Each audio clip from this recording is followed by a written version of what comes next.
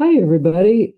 Time to follow up on these bracelets. This one I connected. It was the one that I took apart some of. I took apart some of this one too. The main reason I wanted to show you this one was to show you that kind of to make the argument that it's easier in the long run to start with a without the ladder stitch and to start the hard way, so to speak. Because when you join the ends, it's easier then. Well, this bracelet's done. On it goes. Ta-da. Now I'm going to do this bracelet. This was the bracelet that was twisty, and it's kind of not twisty in some areas and twisty in others, so whatever. I don't care. I think it's kind of a fun bracelet anyway. Um, it can be moderately twisty or completely twisty. This one is not twisty, but it has an undulating feel due to the size of the beads that I was talking about in the previous video. And I basically I took the ladder stitch pieces off. Then I backed it up to the point where I could get the pattern going because I didn't start the pattern until I had done about an inch of just the one color of bead. So I did a little work in the meantime. Now it's going to match up. And what I'll do is I will match the pattern to the pattern and hope for the best. Let's see. Yes, I will. I have also passed the needle back through this end the in the pre with the previous stitches without adding any new beads, just to make it sturdier so that when I do join it, it's um, less of a hassle. There's not beads getting loose and wiggling around and stuff. So off I go. Let's see, I have to match it up.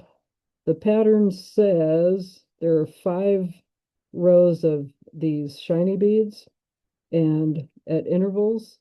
And this is the interval. I've got 3 here and 2 here, making 5. So that's where those join up. But my thread's coming out before that. My thread's coming out here. So I pretty much have to play with it until I am confident as to how to join it back up. And what I need to do is the parts that are, just as a visual reference, the parts that are splaying apart are the ones that you need to make join essentially. So let's see here. What I will do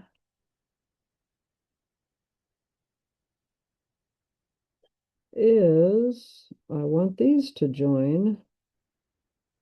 So how do I do that? Oh, here we go. Nope. Okay, I will, let's see here. I will come up this way. I'm going to cheat a little and make it so I come up here out of this shiny bead just as a reference. If it was all the same color, it wouldn't matter, but I want to make sure that this pattern repeats. I'm usually not a patterny person, but hey, I made a pattern, may as well stick with it, right? So what I'll do, again, as in the last bracelet, you'll see in the previous video, I'm not going through just one bead, I'm going through 2 on the first pass all around these rows to join them, in part just to kind of make it stronger. And then the second pass around, I'll go through just 1 bead each time. So yes, I purposely came up through this shiny bead so that I make sure I go up and down. I make sure the shiny beads match the shiny bead to shiny bead so the pattern is maintained. And yeah, I'm just going through each one, and it's gonna see how it wants to get loose. Yeah, it's gonna do that. Why? Because the bead holes are big. These aren't huge beads, but they are size 8, which for a lot of people, depending on what size they're used to working with, can be big or small. And off I go. Again, what you're doing is you're going from one to the other. The splayed beads are the ones you want to join. And normally I would, when doing normal stitches, I would just go from here to here, from this bead to this bead. But because I want to kind of anchor it, and see how even with this, I'm doing this tucking the thread behind the finger thing to keep it tight, because it's very important on the ends to keep it very tight, because they want to go apart. They want to splay apart. Now, let's see here.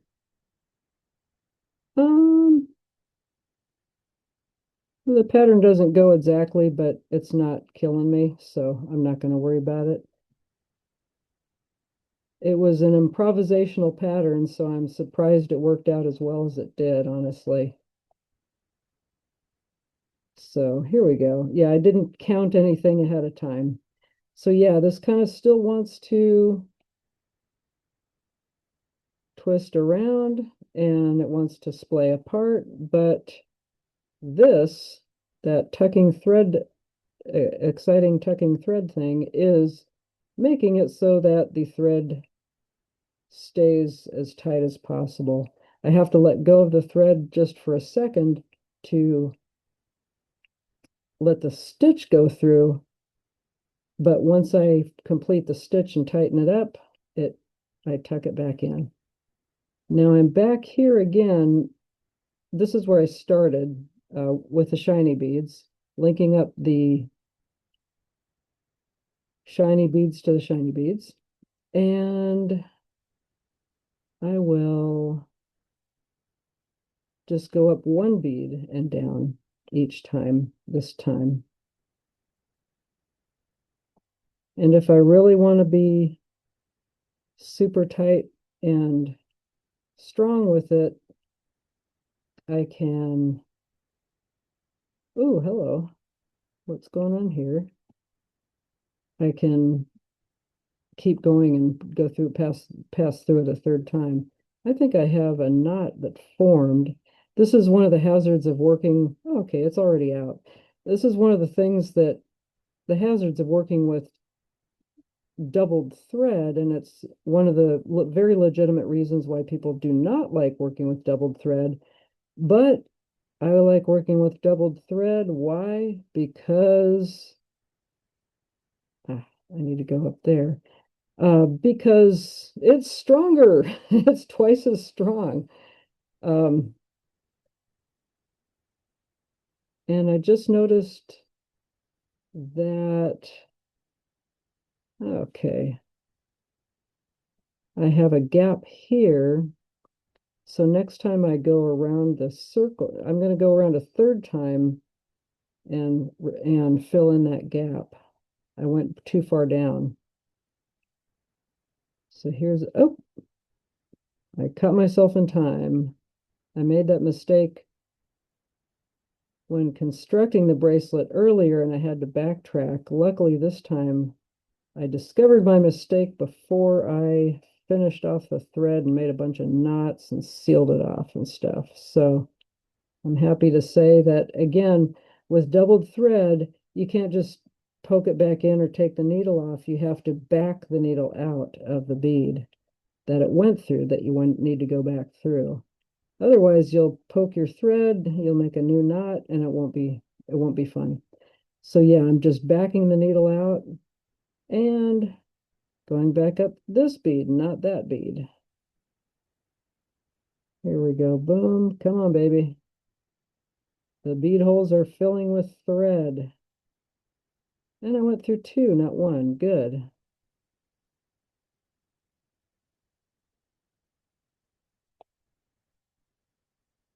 Now my next, there's a gap here, so there's a little thread here, there's a little thread here, there's no thread here. So I go down, and now there's a thread between them. Up here, same deal. There's a thread there, there's a thread there, there's a thread there. Is there a thread there? Ah, I think there's a thread there. I don't, if there's a, okay, there are enough threads there. I've been through it enough, I think. However, I will keep going because I have more thread and I can, because we can. That's what Microsoft employee told me once. That was their motto. This is back in the 90s. Again, there's a gap here, so I want to make sure I connect those beads to each other. And I went through two instead of one. That's fine. In fact, there's a gap here because I was too busy talking and not paying enough attention, I guess, doing my pass-throughs. And then I see a gap here. So no, there's just one thread, but that's all right. I will pass the needle through there and it will be doubly reinforced. So hey, I've got a bracelet. I've got a second bracelet. It just fits just barely over my hand, which is good because that goes down the arm a bit. If it doesn't, or if you know, you don't want to go to your elbow unless you want it to go to your elbow. You can have it go to your elbow. You can have it go past your elbow and wear it as an armband, as far as I'm concerned. But if you don't, then make it as tight as you can over the knuckles. I'm going to do a token half hitch knot, which is, see how I'm passing not around a bead, but just around around past the thread between two beads. I make a loop, I take the needle is now going through this loop that was formed, and this knot is going between the beads, not around the beads. If it was around the beads, you'll find out really quick because you'll see a piece of thread going from one bead to another. The magic of the half hitch knot. I see this being a little loose here, so I'm going to go down to this one bead here, do a half hitch knot, and then pass through. Same here. I'm going to go through both of these. I don't know what happened there, but I can fix it now. When in doubt, pass the needle through, get more thread in there, do a knot if necessary. Doing knots as a general rule because beads this large, you're not going to stuff the holes with thread that much. So you need to reinforce simply by tying old thread to new thread. This is the new thread. The old thread is in between the beads already, inside the beads already.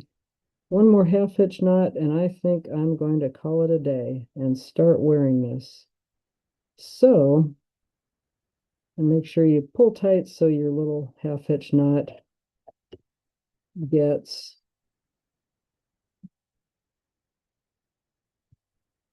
hidden between the beads, and embroidery scissors, pull tight, clip it off, and I might need a piece of thread this long, I might not, I'll keep it nonetheless. Stick it in my little cozy cab thread tray, and yay, I'm done. Hope you enjoyed this. Any questions, let me know, and I found a boo-boo. Because I use doubled thread and that's just one thread, I'm going to do this. And I light a fire.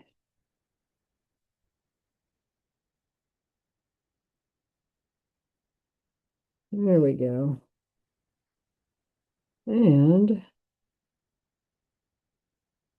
there it goes. Thread gone. Another reason for an ashtray.